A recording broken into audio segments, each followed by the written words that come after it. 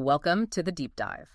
You know, if you've ever walked through an older American city, you've seen this specific kind of structural sadness. And today, we're zeroing in on one of those places, the historic 1922 JC Penney building. It's at 365 West 6th Street in San Pedro, California. And it's such a perfect example. It really is. I mean, you look at a structure like that, this monument to a whole other era of commerce, and you feel something, right? Oh, absolutely. Our source material calls it a heavy, dusty silence. You could almost feel the ghost of the bustle that used to be there. All the shoppers, commerce flowing. Yeah. But for years, those huge, beautiful windows just reflected traffic passing by. The building was just waiting. Yeah. Patiently, almost painfully. And that waiting, that profound silence, that's really where our whole deep dive begins. That's the exact problem that the founders of the Don Allen experience, Edwin Duterte and Jennifer Wolfe, set out to solve. They looked at this 100-year-old building and they saw something really crucial. They didn't see a monument. They saw, in their words, an obsolete machine that was just waiting to be turned back on. An obsolete machine. I like that. That's a powerful frame. And the critique they're working from, I mean, it applies to legacy downtowns everywhere, doesn't it? It really does. For too long, the word historic has become this polite synonym. For obsolete. Exactly, for obsolete. The whole retail model that built that structure, it's gone. The foot traffic is on our screens now. The building was made for a function that just doesn't exist anymore. So it wasn't a question of just restoring it. It was a question of resurrecting it. Right. And the good news, based on the documents we have, is that the waiting finally ended in November 2024. The building was bought. And their mission? This is what's so compelling. It's not about preserving the ashes. Yeah. It's about reigniting the fire. Yeah. They want to replace that heavy silence with what they hope will be a roar of digital creation. That is a huge shift in thinking. From a memorial to, what, a factory? A factory floor for the 21st century. Okay, let's unpack that because that is a major strategic leap. The sources are so clear on this. They didn't buy a museum. They bought a machine. Right. They're taking a space that was totally designed for the consumption of goods, you know, buying sweaters and things, and turning it into what they call a cathedral for the creation of stories. Cathedral for creation. It's a lofty phrase, I'll admit. It is a little lofty, yeah. But it implies something important, right? It suggests a space for reverence, not for profit, but for the creative act itself. It's definitely more than just another co-working space. And what's interesting is they don't see this as a break from history. They see it as an evolution. They use this great line, history is not repeating itself, it is rhyming. And that rhyme is key. You have to go back to 1922 to really get it. Okay. When that JC Penney opened, it was the high tech of its day. It was incredibly disruptive. It completely wiped out the old local general store by introducing these revolutionary ideas like standardized pricing. The same price for an item in San Pedro as in, I don't know, Schenectady. Right, and modern merchandising. Exactly. It plugged this local port town directly into the national economy. It was a brand new engine of commerce. So if the original store democratized access to standardized goods, what's the 2020s version democratizing? Broadcast quality. Think about it. Back then, only a big company like JC Penney could standardize like that. Today, only big corporations can really afford constant high-quality content creation. So they're installing the new machinery of commerce. Precisely. They're giving the small, local entrepreneur the kind of broadcast reach that was, until now, really only for the big players. Same disruptive spirit, new digital target. So it's not about selling a product off a shelf anymore. No. The new mechanism is that creation is the new foot traffic. A local baker makes a great video in the building, it goes viral. And that drives digital sales, which in turn drives people back to the physical bakery in San Pedro. The product isn't the inventory anymore. The product is the story. And the story makes the physical place relevant again. That's the plan. They're using that original blueprint of innovation to define what retail means for the next century. Okay, this is where it gets really concrete. We move from the big idea to the actual physical stuff they're building. They're literally weaving this new machinery into the bones of the old building. Right. And we can break it down into two main parts. The sources call them the engine and the playground. Let's start with the engine. This is where the real work happens. It's the Voxel Micro Video Labs. And they're putting these labs in the belly of the building, right? Exactly. Down in the sub-level. It's where they used to store all the inventory. You know, the boxes of clothes and products. the hidden functional heart of the old store. That's very symbolic. The place of production is hidden, but it's the core. But hang on, let's break down the jargon. Voxel Micro Video Labs. What is a voxel? Good question. It's basically a 3D pixel. Okay. It's the building block for 3D digital worlds.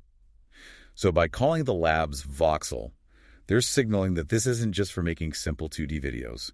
It's ready for what's next, immersive 3D, VR, AR environments. I see. And the micro part. That's the key for small businesses. There are 16 professional studios down there. But they're not giant, expensive sound stages. They're micro-quick, standardized, plug-and-play setups designed for rapid-fire creation. So the whole function is flipping the space on its head.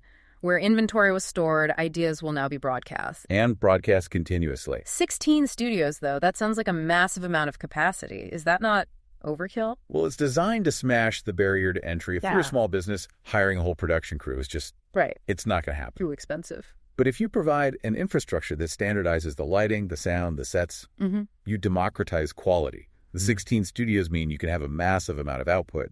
It turns the building into a constant broadcast node for the whole community. Giving local businesses a global voice? At speed and at scale. Okay, so that's the engine. Now let's go upstairs to the street level. To component number 2, the playground. This is the public part, the San Pedro local markets. Right. And the centerpiece of the playground is this enormous 16 by 30 foot immersive digital wall on the ground floor. A huge screen. More than a screen. They describe it as dynamic beacon. It's the signal to everyone walking by that the identity of this building has fundamentally changed. And here's the aha moment. This is the connection between the engine downstairs and the playground upstairs. How do they actually work together? They create this visible, immediate feedback loop. Okay. So the content that's being created in the Voxel Labs in the basement is instantly fed and celebrated on that huge digital wall upstairs. So a creator finishes a video. And boom, it's immediately playing on this massive living billboard on the main floor. It's a showcase for the whole community to see. That proves the machine is working in real time. Exactly. It shows to everyone on the street that physical retail isn't static anymore.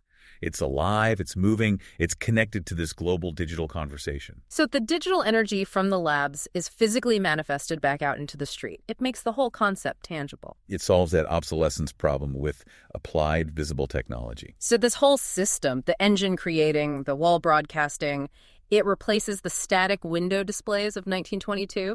It accepts that old school foot traffic is dead.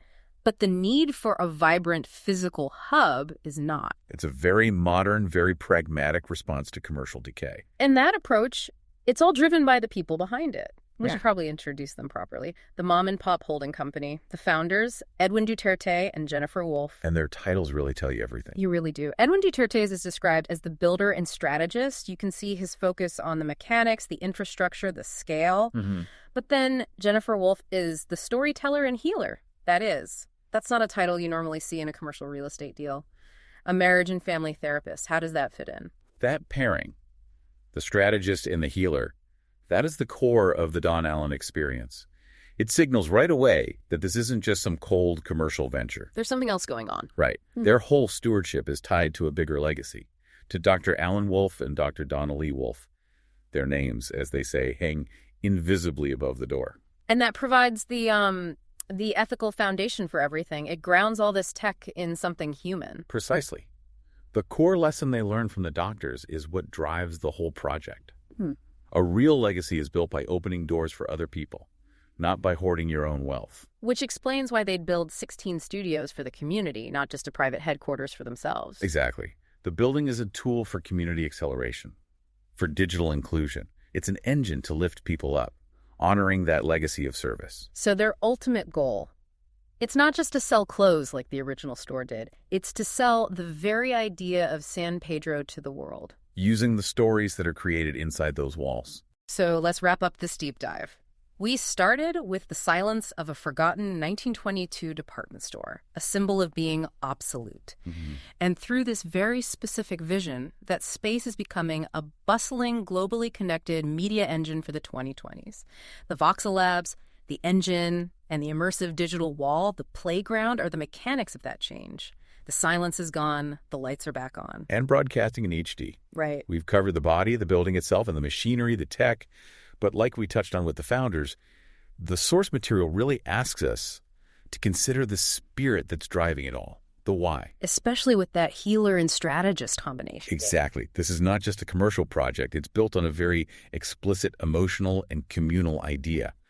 And to leave you, the listener, with something to really think about, the sources pose these two powerful questions. They bridge the gap between commerce and compassion. First, why does a marriage and family therapist care so much about commercial real estate?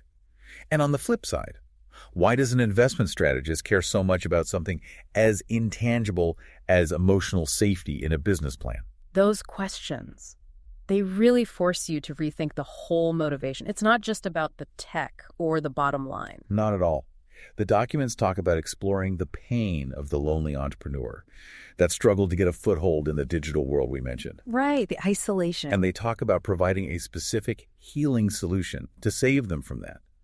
The real meaning of the Don Allen experience seems to be anchored not just in digital architecture, but in providing actual emotional and community support for the people who will use that space. It's a completely different way to think about modern commerce. It's human-centered. A radically different definition. An engine for global commerce driven by a healer's heart, all built on a 1922 blueprint. Thank you for joining us for this deep dive into the next century of retail.